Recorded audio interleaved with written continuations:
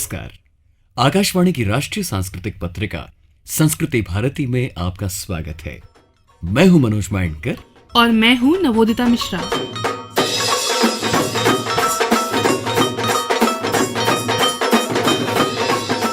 वैशाख का आगमन अपने संग पर्वों त्योहारों की मानो रंगों की बौछार ही ले आता है, वो भी देश के विविध अंचलों से।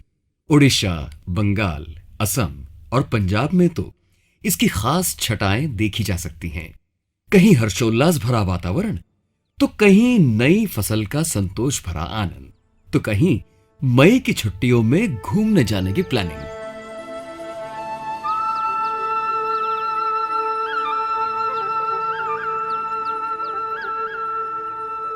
दीवार पर टंगे कैलेंडर में अप्रैल माह के पन्ने को गौर से देखें तो उसमें राष्ट्र की कई महानतम विभूतियों की अहम जीवन तिथियों की श्रृंखला भी नजर आती है। एक तरह से ये नाम सुनते ही समग्र भारतीय दर्शन के कई महत्वपूर्ण बिंदुओं का बोध होने लगता है। भगवान महावीर, आदि शंकराचार्य, संत रामानुजाचार्य और संत वल्लभाचार्य इस पावन धरा में रची बसी सांस्कृतिक समरसता के अनन्य सूचक स्तंभ हैं।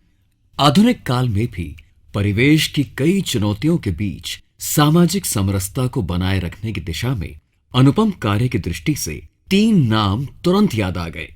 अप्रैल का जिक्र होते ही बाबा साहेब डॉक्टर भीमराव अंबेडकर, महात्मा ज्योतिबा फुले और महर्षि धोंडो केशव कर्वे। इसमें कोई दो राय नहीं कि तीनों ने सर्व शिक्षा पर विशेष बल दिया।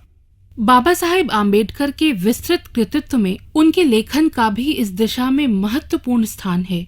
हमारे संविधान के अलावा भी देखें तो उनकी लिखी पुस्तकें जैसे the Buddha and his Dhamma, annihilation of caste, caste in India, the problem of the rupee, its origin and its solution, उनकी बहुआयामी विद्वत्ता को परिलक्षित करते हैं। साथ ही तत्कालीन सामाजिक परिस्थितियों का सटीक विश्लेषण करते हैं। इधर महात्मा ज्योतिबा फुले और महर्षि धोंडो केशव कर्वे ने अत्यंत विषम परिस्थितियों में स्त्री शिक्षा की दिशा में कड़ा संघर्ष किया। महात्मा फुले ने 1848 में पहली कन्याशाला स्थापित की और महर्षि कर्वे ने 1916 में प्रथम महिला विश्वविद्यालय। महिला सशक्तिकरण की लंबी यात्रा में दोनों ही महत्वपूर्ण मील के पत्थर हैं और हमेशा रहेंगे।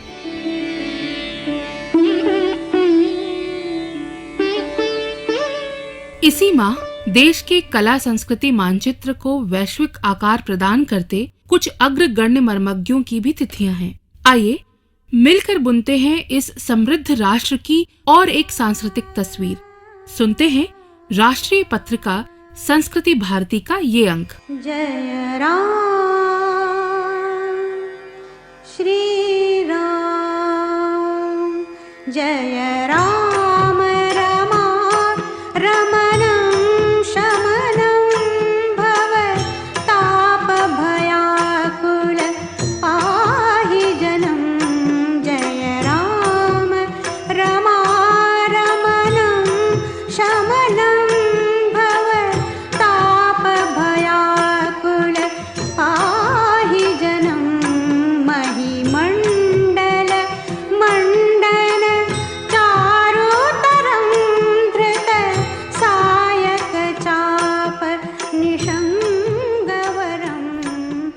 पिछले सप्ताह हमने श्री रामनवमी मनाई और इस सप्ताह हनुमान जयंती, और इसी दौरान आगामी रेल सप्ताह के उपलक्ष्य में ख्याल आया भारतीय रेल द्वारा आयोजित विशेष रामायण यात्रा ट्रेन का, जो श्रद्धालुओं को अपने मार्ग में भगवान राम और भक्त हनुमान से जुड़े कई स्थलों का दर्शन कराएगी। आध्यात्मिक तौर पर देखें तो पूरी गाथा के विस्तार और गहराई का अंदाजा हमें इस बात से लग जाता है कि रामायण सिर्फ भारत ही नहीं बल्कि विश्व के कई देशों में लोक जीवन और सांस्कृतिक कैनवस का एक अभिन्न अंग है, पावन ग्रंथ के सभी पात्रों के साथ।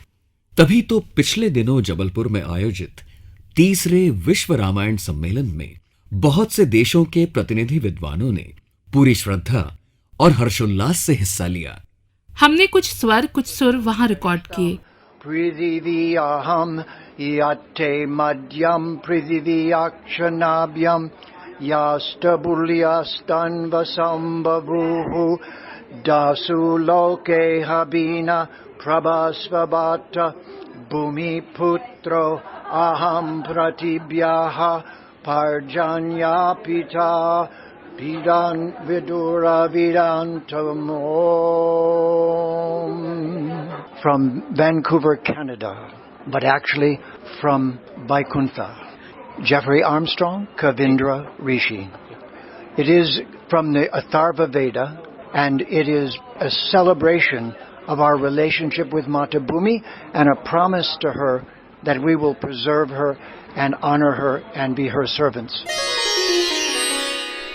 इंडोनेशिया के धर्म यश जो पूरा मैसेज है रामायण का, इसमें हम मंथन करते हैं और हर एक वक्ता से हम अनेक जो रामायण का वैल्यू है, रामायण का संदेश है, चाहे वो धार्मिक, आध्यात्मिक, साहित्यिक वगैरह, वो उसमें सब यहाँ दिखाते हैं। जो रामायण का स्वरूप है एक नहीं है, तरह तरह का है, अनगिनत है। जो मैं कह सकता हूँ 3 भाग में हम कर सकते हैं। एक तो मटेरियल लाइफ है, उसमें जो भी अपने मटेरियल लाइफ के प्रगति के लिए है वो रामायण दे सकते हैं। रामायण के द्वारा हम अच्छी तरह या परफेक्ट से जी सकते हैं मटेरियल लाइफ में। और दूसरा है रिलीजियस लाइफ, धार्मिक, उसमें भी जो धार्मिक का सही जीवन है रामायण के साथ या रामायण के द्वारा हम अच्छी तरह धार्मिक बन सकते हैं। और तीसरे है आध्यात्मिक, और ये है गुड़ बात है जो सभी उसमें नहीं जाते हैं, और ऊंचे से ऊंचे स्तर पर जो आध्यात्मिक लेवल है रामायण के द्वारा या रामायण दे सकते हैं। ये मेरे विचार हैं। हम रामायण अपने ही संस्कृति मानते हैं, इंडोनेशिया का ही खजाना है, और रोज रोज हम रामलीला करते हैं, देखते हैं, राम पाठ भी रोज करते हैं। लेकिन ज़्यादातर इंडोनेशिया में कला संस्कृति के रूप में रामायण को स्वीकार करते हैं। लोगों का नाम वगैरह वो सब रामायण पात्र हैं। रामायण हर श्लोक, हर वाक्य, हर शब्द अपने आप अमृत है और समान रूप से हम स्वीकार करते हैं। किटिपोंग बुनकर, थाईलैंड से। मैं हिंदी का शिक्षक हूँ, चुलालंकरन विश्वविद्यालय बैंकॉक में। हमारे देश थाईलैंड कितना दूर है भारत से, लेकिन भगवान श्री राम की कृपा से हमारे थाईलैंड में भी अपना रूप है रामायण का, रामायण नाम से जाना जाता है। और न केवल थाईलैंड, आप देखिए विश्व में कई देशों में रामायण का प्रभाव पड़ा है। हाँ, लेकिन इतना नहीं सोचना चाहिए, इसे आगे बढ़ना चाहिए। हाँ, साहित्यिक ग्रंथ है, धार्मिक ग्रंथ है, लेकिन उसमें जो संदेश है, नैतिकता, धर्म, सब कुछ इसमें जो अपने को शुद्धिकरण करना है, इसको और गहराई से जानना चाहिए, सीखना चाहिए और सबको बताना चाहिए। हाँ, रामायण मेरे ख्याल में ये एक बड़ा भंडार है, धार्मिक भंडार। इसमें मतलब बहुत रत्न मणि है, तो हम अंदर जा करके खुदाई करके और सबको बता दे कि देखिए, इसे पाकर हमको अपना जीवन आगे बढ़ सकता है, विकसित कर सकता है। आप रामायण को थाईलैंड से निकाल के थाईलैंड की संस्कृति ऐसा नहीं हो सकती। हनुमान जी तो बहुत अपने स्वामी को, अपने राम जी को बड़ी भक्ति से सेवा करते हैं और बिना किसी डर नहीं है। ये हम हनुमान जी से ये सीखना चाहिए कि हम अपने मन से, पूरे मन से काम करना है, संपन्न करना है, सिद्ध करना है अपने भगवान के लिए, अपने जीवन के लिए, अपने कार्य के लिए। हमारे लिए रामायण यानी रामकीयन वह जो साहित्यिक ग्रंथ है, हाँ, लेकिन ये बहुत ऊंचे स्तर पर है क्योंकि हम लोग मानते हैं कि रामायण यानी रामकीयन ये बहुत पुराना साहित्य है और वो हमारे जो राजा है ना, king Rama the 10th present king, हाँ, ये जो भी राम राजा का अवतार है हम मानते हैं, तो इसलिए हम रामायण संस्कृति बहुत इसे दूर नहीं हो सकते। घनश्याम वर्मा महावीर, मॉरिशस। रामायण जो है सिर्फ एक प्रांत विशेष के लिए नहीं है, राम पूरे विश्व के लिए है, पूरी मानवता के लिए है, छोटे से लेकर बड़े सभी लोगों के लिए सीख है। किस तरह से रामायण एक एनसाइक्लोपीडिया है, किस तरह से हम अपना जीवन चला सकते हैं। राम हमको सीख देते हैं कि एक अच्छे भाई होने के नाते हमारा क्या कर्तव्य होता है, एक अच्छा पति होने के नाते ना सिर्फ पति, ना सिर्फ भाई, ना सिर्फ बेटा, एक अच्छा दुश्मन होने के नाते हमारा क्या कर्तव्य है। तो रामायण ना सिर्फ भारत के लिए, ना सिर्फ भारतीयों के लिए, पूरी दुनिया के लिए, पूरी मानवता के लिए यही संदेश को लेकर हम यहाँ पे आए हैं और प्रेजेंट करने वाला अपना रिसर्च पेपर। मॉरिशस में बहुत सारे मंदिर है और हर एक मंदिर में लगभग, अगर अतिशयोक्ति नहीं है तो हर सप्ताह या फिर हर मास रामायण पाठ, रामायण सत्संग, भजन कीर्तन होते हैं। छोटे से लेकर बड़े सब लोग आते हैं। जहाँ पे मैं रहता हूँ उसको चित्रकूट कहा जाता है। आप सोचिएगा, भारत से बाहर एक देश है जो अफ्रीकन देश में गिना जाता है, वहां पे एक जगह है जिसका नाम है चित्रकूट। वहां पे एक रामायण मंडली है जिसका नाम है तुलसीकृत हनुमान रामायण मंडली। और वहां पे आप सोचेगा कि उन लोगों को इनविटेशन, निमंत्रण दिया जाता है यूरोप में बाहर जाकर रामायण गान करने के लिए। आप सोचेगा, राम और रामायण भारत से है, पूरी दुनिया में फैला हुआ है, मॉरिशस में है, और मॉरिशस से राम भक्त यूरोप में जाकर रामायण का प्रचार करें। धनेश कुमार बबाना, मॉरिशस। रामायण से संदेश मिलता है कि जीत जरूर होता है जो सच्चे मन से मानते हैं, बुराई के ऊपर सच्चाई होता है। यही हम बिलीव करते हैं, रामायण में लिखा हुआ है। We are learning so much, even scientifically and even cultural wise, and it's a good opportunity to create a good network worldwide. विश्व के प्रभु राम। स्वरांश सौजन्य दिनेश नामदेव, आकाशवाणी जबलपुर। प्रस्तुति केंद्रीय हिंदी रूपक एकांश।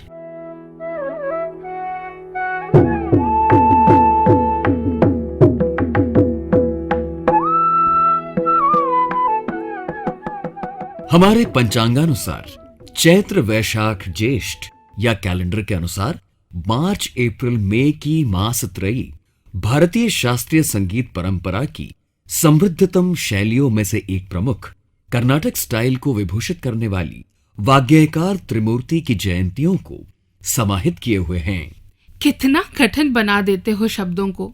दोस्तों, सिंपल शब्दों में मनोज जो कहना चाह रहे हैं उसका अर्थ ये है कि विद्वान श्याम शास्त्री की जयंती 26 अप्रैल को है, संत त्यागराज की 4 मई को और विद्वान मुत्तुस्वामी दीक्षितर की 24 मार्च को। ऐसे में जानने की उत्सुकता होती है इस वाग्यकार ट्रिनिटी की सांगीतिक विविधता की बारीकियों के बारे में। आइए बात करते हैं कर्नाटक कंपोजर पूर्ण चंद्र जी के साथ। मेरा नाम पूर्ण चंद्र है। मैं वोकल, वायलिन, कंपोजिंग और आकाशवाणी वाद्य वृंदा का कंडक्टर काम करके रिटायर हुआ हूँ। I am 82 years old. एक आम आदमी संगीतकार शब्द तो समझता है, म्यूजिक कंपोजर शब्द भी समझ में आता है, लेकिन वाग्यकार का अर्थ क्या है? वाक प्लस गे, संस्कृत में धातु और मातु बोलते हैं, वो है गे में। और वाक में जो लिरिक कविता बनती है वो, हमें ज़्यादा से लोग गाना एक रचना करते हैं, उसका मौसीकी और संगीत कोई म्यूजिक डायरेक्टर बनाता है। यहाँ 2 अलग लोग नहीं रहते हैं, एक ही आदमी वो गाना भी लिखता है और गाना भी बनाता है। मैं अपने मूल प्रश्न पे आता हूँ। जिन्हें हम त्रिमूर्ति कहते हैं कर्नाटक संगीत की, उनकी शैलियों में अगर आप एक ब्रीफ सा विश्लेषण करें तो उनकी अलग अलग जो खूबियां हैं तो उसको संक्षेप में कैसे बताएंगे? इन तीन लोगों के बारे में बताने से पहले इन तीन लोगों के पहले कैसे था वो जानकारी होना चाहिए। उससे पहले सब कीर्तना गाते थे। कीर्तना का मतलब है you have to flatter the god. Our music is mainly devotional, it is only bhakti, nothing else. ये तीन लोग वो कीर्तना को एक रूप कल्प दिया है, उसका नाम है कृति। ये तीनों लोग कृति बनाया, कृति इन्वेंट किया। इनसे पहले कृति नहीं था। और ये तीन लोगों का एक आइडेंटिटी है। दक्षिण में अभी जो तमिलनाडु कहला जाता है, वहाँ एक गांव है तिरुवारूर।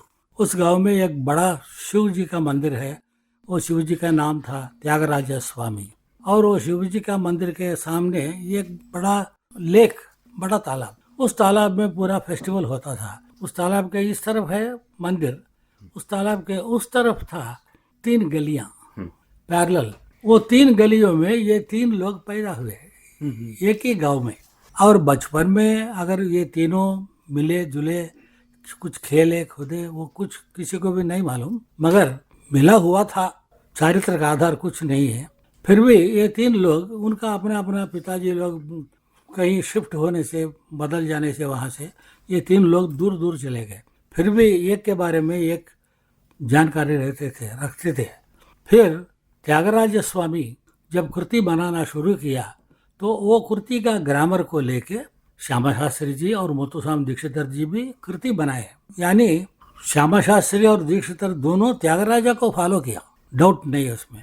और बेसिक त्यागराज स्वामी का रचनाओं में पूरा भक्ति के पारवश्यता, गुस्सा भी करता था, निंदा भी करता था, रोता था। मगर श्यामा शास्त्री और दीक्षितर के कृति में ये निंदा, ये सब कुछ नहीं है, सिर्फ डिवोशन, ओनली डिवोशन। बट वेरास त्यागराजा की कृति में अपन को बहुत वैरायटी मिलते हैं। क्यों नहीं मिलते बोले तो जो अपन को मिला है म्यूजिक वर्ल्ड को, उसमें दीक्षितर और श्यामा शास्त्री के रचनाएं बहुत कम मिले। शायद वो बहुत कम किया होगा। त्यागराज स्वामी 24,000 25,000 कृतियाँ की। जब 25,000 कृतियाँ रचना कर रहे तो एक में पाव के ऊपर पड़ते हैं, एक में डांटते हैं, एक में गुस्सा करते हैं। ये सब डिफरेंस आ जाता है, वैरायटी आ जाता है। इसलिए और एक बात इसमें है, त्यागराजा की रचनाओं में तेलुगु भाषा में जो प्राधान्यता दी उसने, उसमें बीच में बहुत से संस्कृत की पद, संस्कृत के वर्ड्स इस्तेमाल किया। श्यामा शास्त्री जी संस्कृत इस्तेमाल नहीं किया, प्योर तेलुगु जो आम आदमी को भी समझ में आए, ऐसा था उसका लिरिक। मगर दीक्षितर जी पूरा संस्कृत में किया। त्यागराज स्वामी के कृति में जो अपना आजकल का लिविंग है, क्योंकि त्यागराज स्वामी बहुत पुराने नहीं है, 2 सेंचुरीज भी नहीं हुआ। जो आदमी जैसा जीवन भरना है, जीवन करना है, उसमें जो नीतियाँ और नियम पालन करना है, उसका भी उनका एडवाइस बहुत था उनका कृतियों में।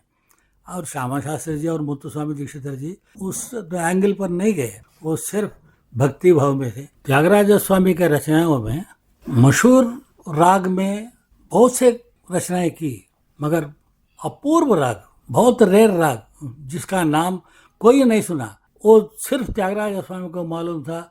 नारद महर्षि ने उसको स्वरार्णव ग्रंथ दिया, वो ग्रंथ से उसको सब मालूम हो गया। कई अपूर्व रागों में त्यागराज स्वामी ने सिर्फ एक ही गाना लिखा, उस एक अपूर्व राग में एक ही गाना, और एक अपूर्व राग में एक ही गाना, मगर वो अपूर्व राग में वो एक ही रचना की। वो जो भी रचना की उसका वो राग का चलन, राग का मूर्छना, राग का आरोह अवरोह क्या है, उसका शास्त्र क्या है, वो सब पहले लाइन में ही क्लियर बताते थे त्यागराज स्वामी। वो एक लाइन 2 आवर्त गाने से वो राग का स्वरूप पूरा आ जाता है। आपने बहुत ही अच्छे से नॉन कर्नाटक वाले को भी वो महीन फर्क समझाया त्रिमूर्ति के तीनों विभूतियों की कार्यशैली में। आपका बहुत बहुत धन्यवाद। धन्यवाद।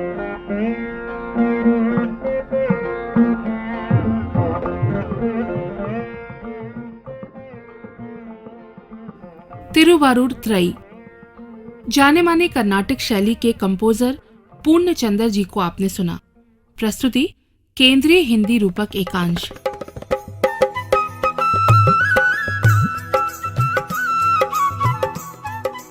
नवोदिता, एक बात बताओ, किसी भी देश की साहित्य धारा वहां की संस्कृति का मात्र दर्पण होती है या विस्तृत परिप्रेक्ष्य में सांस्कृतिक परिवर्तन यात्रा का सशक्त माध्यम होती है? ये समझना तो वाकई कठिन है ना? बात तो तुमने बिल्कुल दुरुस्त कही, किंतु अति गूढ़ शब्दों में। क्या है कि संस्कृति और साहित्य का मानो चोली दामन का रिश्ता रहा है, धरा के किसी अंचल में भी। हमारे यहाँ ये अनन्य संबंध तो राष्ट्र यात्रा में कहीं अधिक मुखरित हो उठता है, विविध कालों की पार्श्वभूमि में। और तुम्हारे वैचारिक द्वंद्व का खूबसूरती से उत्तर दे रहे हैं माननीय संस्कृति राज्य मंत्री श्री अर्जुन राम मेघवाल, पिछले दिनों राजधानी में आयोजित साहित्योत्सव के अवसर पर। आइए सुनते हैं। भारत को G20 की अध्यक्षता करने का अवसर मिला है 2023 में, और जो भारत ने इसका लोगो रखा और उसमें जो उद्देश्य प्रकट किया, उसका भी पर्पज बहुत बड़ा है। वन अर्थ, साहित्यकारों ने बहुत लिखा है हमारे वन अर्थ के बारे में, जो हमारे 5 तत्व होते हैं जिससे प्रकृति बनी और 5 तत्वों से ही शरीर बना। इसके बारे में साहित्यकारों ने बहुत लिखा, चाहे कबीर ने लिखा हो, चाहे रहीम ने लिखा हो, बहुतों ने लिखा है। वन अर्थ, वन फैमिली और वन फ्यूचर, बहुत सुंदर अवधारणा के तहत G20 का कार्यक्रम देश में चल रहा है। और मैं चाहूंगा कि G20 के प्रोग्राम जिस शहर में हो, उसमें साहित्य अकादमी से जुड़े हुए लोग तो जुड़े ही जुड़े, कुछ न कुछ उसमें नॉलेज हासिल होगा, क्योंकि बाहर के लोगों के देश आएंगे, भारत के बारे में जानेंगे। आज़ादी का अमृत महोत्सव भी चल रहा है। हमारा संस्कृति मंत्रालय के पास कई ऐसी संस्थाएं हैं जो समाज को सही दिशा देने में काम करती है, चाहे ललित कला अकादमी हो, चाहे साहित्य अकादमी हो, चाहे संगीत नाटक अकादमी हो, चाहे नेशनल स्कूल ऑफ ड्रामा हो। ये सब रचनात्मक काम और सकारात्मक काम, उनमें इनकी रुचि रहती है। जब कोई आदमी प्रकृति से मिल जाता है तो उसका सृजन भी विशाल हो जाता है। तो नानक देव जी देखिए कैसे कवि रहे होंगे और कितने बड़े रहे होंगे। तो बैठे बैठे उन्होंने एक भजन गाया, मर्दाने था, लेकिन उन्होंने कहा कि अच्छा आप कह रहे हो कि नाम जपने से क्या फायदा, मैं बताता हूँ। देहे नैन बिना रैन चंद्र बिना धरती में बिना, जैसे तरवर फल बिना हीना, वैसे ही प्राणी हरि नाम बिना। सुमरण कर ले मेरे मना, तेरी बीती उम्र हरि नाम बिना। जैन साधु इतने अवाक रहे कि अभी कई बार जैन साहित्य में मैं पढ़ता हूँ कि जैन साधु और नानक देव जी का ये संवाद पूरे भारतीय दर्शन को प्रकट करता है। कोई आदमी कहता है कि जी हम तो बहुत बुरे दिन आ गए, कैसे जिए? तो देखिए ये सब कवि थे, इनको नाम संतों का आप दे सकते हो। तो क्या कहते हैं रहीमदास जी? रहीमन चुप हो बैठी, रहीमन चुप हो बैठी है, देख दिनन के फेर, जब नीके दिन आइए तो बनत न लागे देव। अवसाद खत्म, डिप्रेशन खत्म।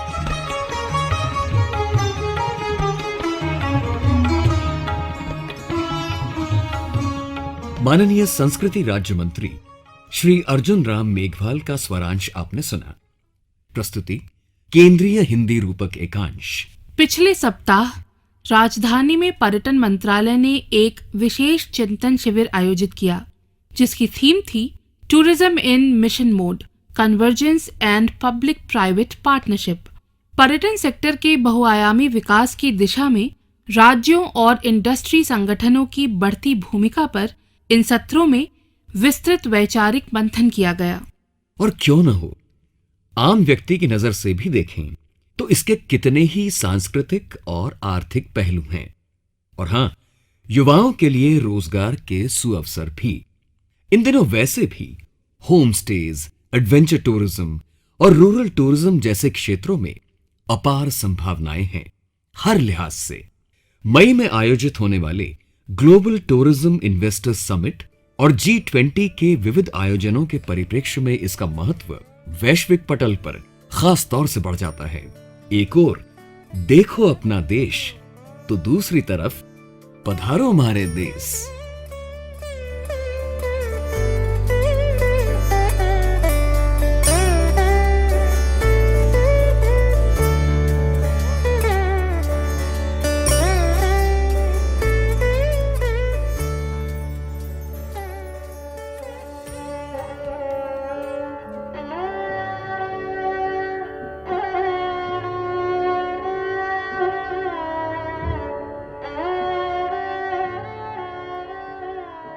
गतिमान कालचक्र कभी कभी हमसे कुछ कुछ अनमोल ही छीनता हुआ निर्दयता से आगे बढ़ता जाता है।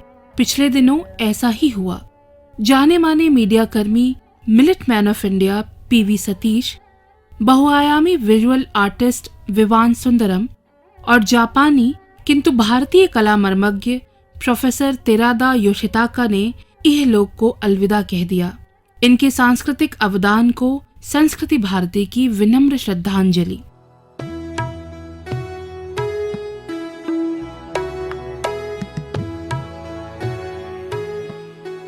समय का ये पड़ाव भारतीय कला जगत की कुछ प्रमुख हस्तियों की जीवन चक्र तिथियों के साथ भी जुड़ा हुआ है।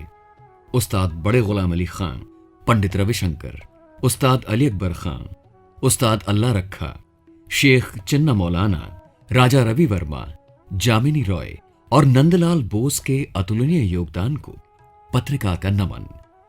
कला संगीत में आपकी विरासत सदा नई पीढ़ियों का मार्गदर्शन करती रहेगी।